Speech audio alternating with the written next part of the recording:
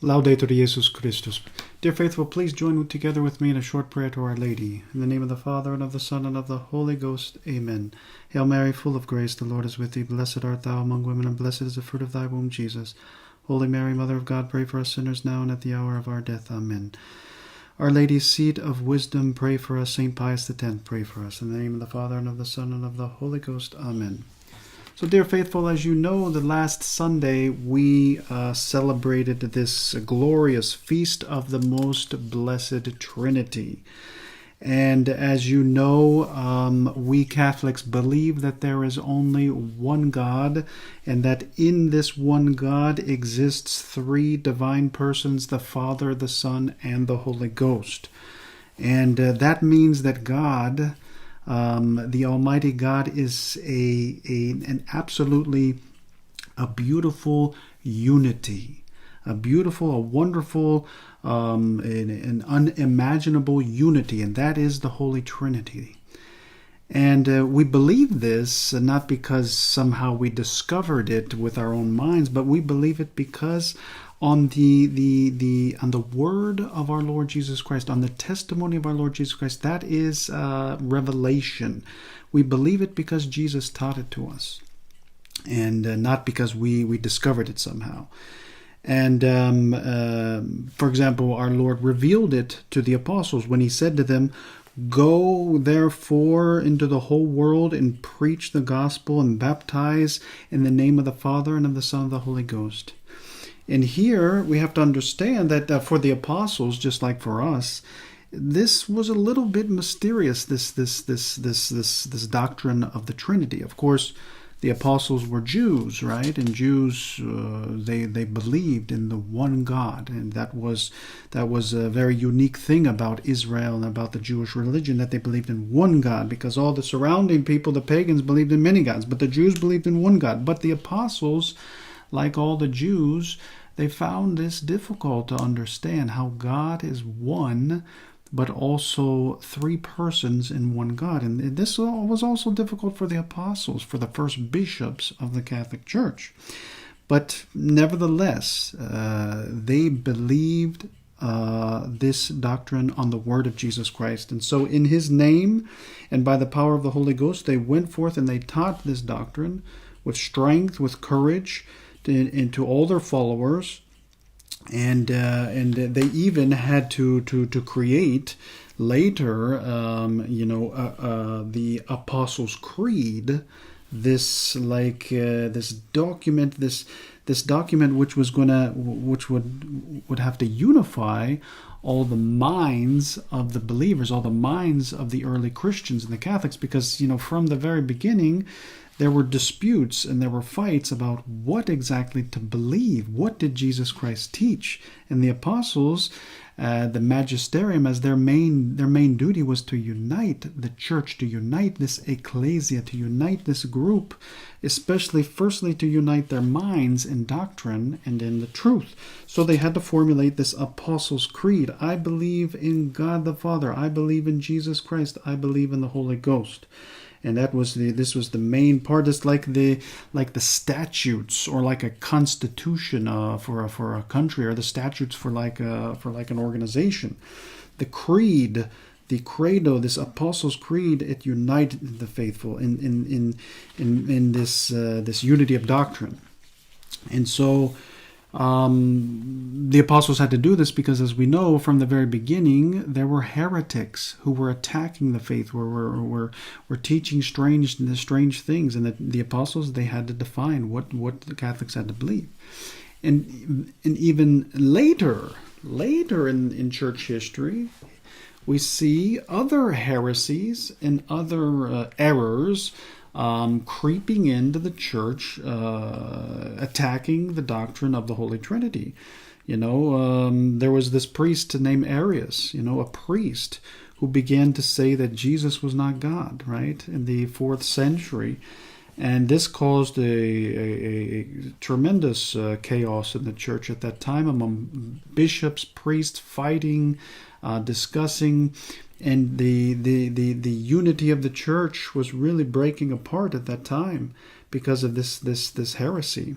and the church, the magisterium, the bishops had to call together an ecumenical council to call together all of these bishops from the Catholic, all the Catholic territories, to define and to repeat and to clarify what Jesus Christ taught. And that's the main job of the magisterium, to give us, to teach us, to clarify what Jesus Christ taught in this deposit of faith. And they did that at the Council of Nicaea. And so from that council we get the Nicene Creed that we pray and we sing every Sunday.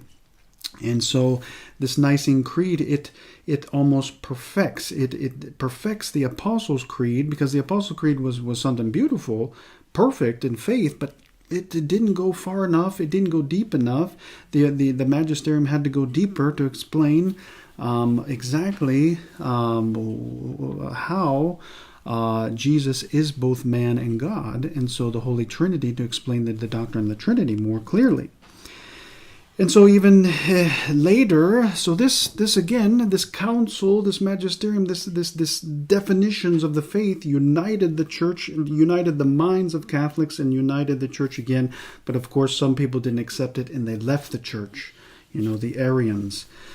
And so we have to understand from this example, from the Apostles' Creed in the First Council in Jerusalem, in this council in Nicaea, the truth that the uniting force, the main uniting force in the church from the very beginning, is the magisterium, is the apostles, and the acts of the magisterium, that when they use their magisterium in a correct way to define and to unite the minds of Catholics, that is the main uniting force in the church. Of course, with the power of the Holy Ghost, who guides the magisterium in their acts. And so later we see more errors, more problems creeping up. Then priests and bishops started to say that the Holy Ghost is not God. Another attack on the doctrine of the Trinity. And then so the bishops, in order to unite the minds, had to call the second council, the second ecumenical council of Constantinople, to define clearly that the Holy Ghost, that Jesus Christ taught us that the Holy Ghost is God.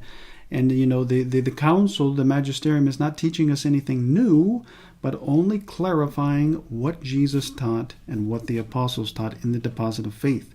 So they defined that God the Father, the Father is God, the Son is God, and the Holy Ghost is God. One God in three divine persons.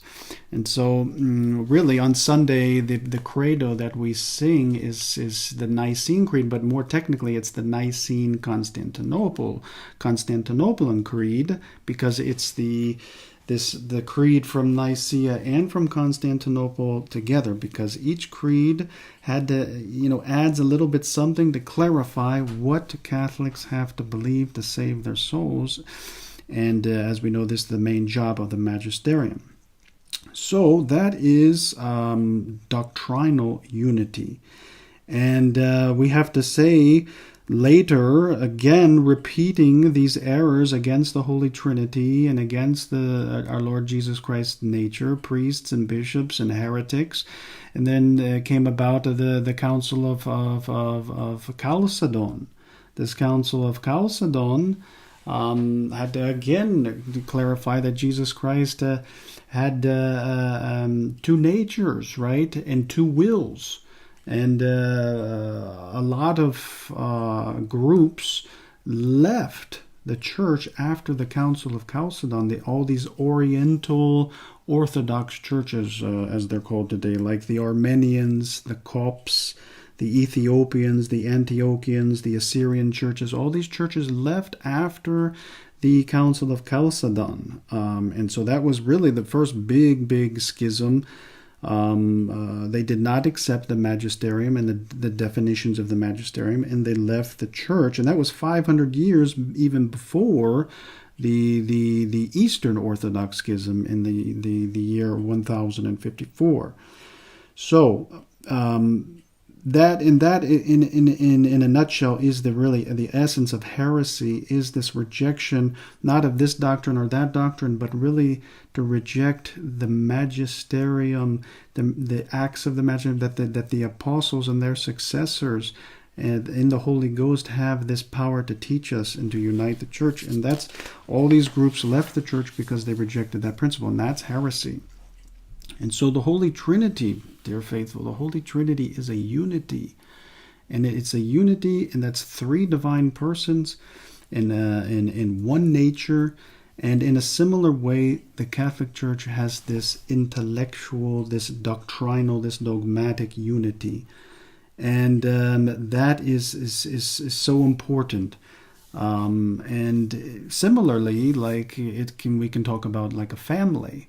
In the family, there has to be a unity, and the unity in the principle of the unity in the family is the authority, and the authority is the father. And the father has this responsibility to lead the family, to unite the family. How? Firstly, in their minds, intellectually, in the philosophical outlook on the purpose of marriage, on the purpose of life. And the authority in the father of the family unites, just like in the church, the magisterium, in every authority. So that makes a peace and a harmony in the family when the father is doing this, and also in the church when the magisterium is doing its job. It makes this peace and this true society, true family. And so that is really the big problem in the church today. So many doctrinal problems, errors, confusion, disagreements among Catholics, and even really bitter disagreements among traditionalists, among traditional Catholics. So much confusion. And why is there this confusion? Well, because when there's confusion at the top, there's confusion at the bottom. Okay, when there's confusion in the authority, there's confusion in the subjects to that authority. Rome and the magisterium, who they are not clarifying doctrine, they are not defining doctrine, they are only. It seems they're only making more confusion. They're making more confusion by not defining, and they don't even want to define. And that's the problem. Like in a family, if the father doesn't want to be a leader, he doesn't want to make laws and make clarity on intellectual clarity in the family on what they must believe and then there's chaos. The children go crazy. The wife is in turmoil because the head, the father, is not doing what he's not fulfilling his function. And that is the situation in the church today. When there's chaos in the head, the head of the family, the head of the church, then that chaos just trickles down and destroys the bottom. And so there's all these fights among traditional Catholics, among all Catholics. There's not going to be this unity like in the Holy Trinity, this unity, this doctrinal unity in the church until the church clarifies these things and defines. And so, people say, well, what about the Second Vatican Council? That's an ecumenical council. Well, okay, it has the name of an ecumenical council, but is it the same as the Council of Nicaea, the Council of Constantinople, the Council of Chalcedon, the Council of Trent? Vatican II defined nothing. It solved no problems. It only was introduced new ideas, ecumenism, religious liberty, this new ecclesiology, collegiality, introduced totally new things and only brought even more confusion into the church. And so it's absolutely different from the Council of Nicaea, we have to say, and the Council of Constantinople and these other councils. Okay, maybe there were all these bishops. Similarly, it was an ecumenical council of bishops, but the goal was not dogmatic or doctrinal or clarifying or defining, but it was a pastoral council, as Pope Paul VI said. a pastoral council, but that's a little bit was new. A pastoral council, what does that mean? A pastoral council there's never been an ecumenical pastoral council. Ecumenical councils are doctrinal to harmonize the minds of Catholics in doctrine. So it was really something new, and that's why we have every right and every duty to refrain. We are not obliged to accept these doctrines, like the Catholics were obliged to accept the doctrines of Nicaea in Constantinople. We're not obliged in the same way to accept the doctrines of ecumenism and religious liberty. There's a huge difference, and we have every right to refrain from accepting those doctrines because they're new. They're not part of the tradition, but part of new theories, new ideas, and so we have to remain firm with respect but keeping distance from these things, and praying that one day that the church would call a real doctrinal ecumenical council to define, to clarify these problems, like even the Bishop Athanasius Schneider said, we need a new syllabus of errors. Yes, we need the magisterium to come down and make doctrinal unity, because there's absolute doctrinal chaos right now. And so that should be our prayer. Lord, grant our bishops and the Holy Father the grace to call a real dogmatic doctrinal council to clarify all these problems and heresies. So, dear faithful, the Holy Trinity, like I said, is this wonderful example of unity, and it's the example of unity that should be in the church and that should be in the family. This unity of course, of love and of kindness and goodness, but also an intellectual intellectual unity, doctrinal unity, an outlook on life.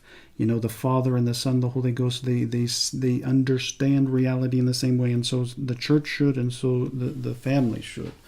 So let's pray for these things. Pray for our Holy Mother, the Church, that it can always look to the Holy Trinity as the example. God bless you all, and please pray for me.